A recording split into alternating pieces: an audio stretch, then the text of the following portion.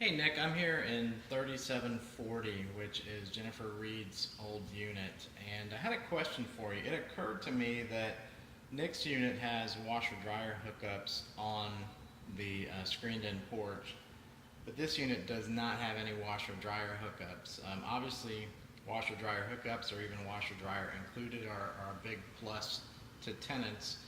So I wasn't sure if you wanted to discount the rent on this one a little bit to maybe $850 or $875, or whether you wanted to invest a few $100 and put in washer dryer hookups or maybe even a stackable washer dryer.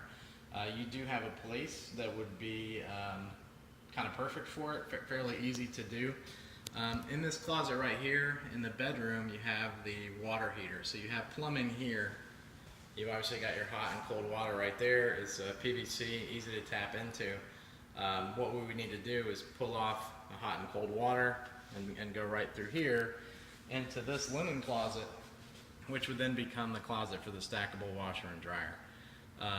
In addition to the plumbing, we would have to put a drain through the floor and route that back to the plumbing stack, which is just outside the wall there.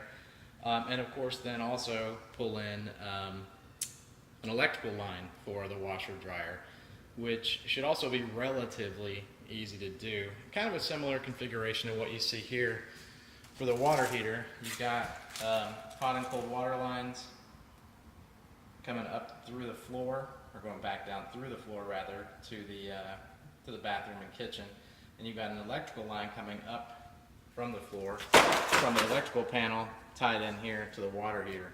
So we would do the same thing here with a drain line going down and out and an electrical line coming in and up for a stackable washer dryer here, in addition to pulling the hot and cold water just over through the closet to this closet.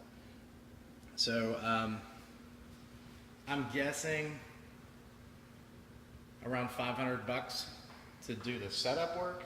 And then the stackable machine, you could probably get a used one for about $250. So, probably an additional investment of about $750, $800, something like that, to equip the unit with laundry. And just wanted to get your opinion on that and see which direction you're leaning.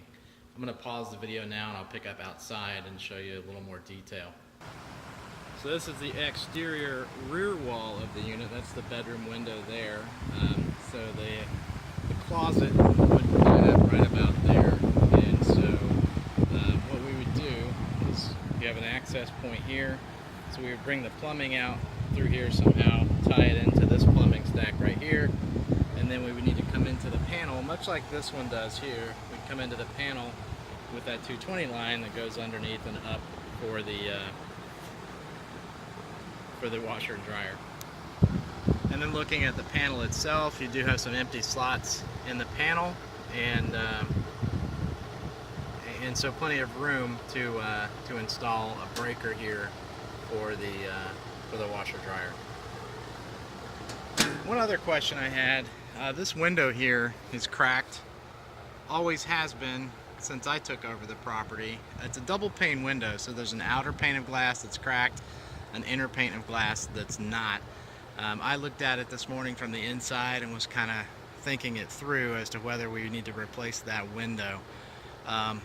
Most likely it's going to be covered up by blinds and stuff anyway. A lot of tenants may not care.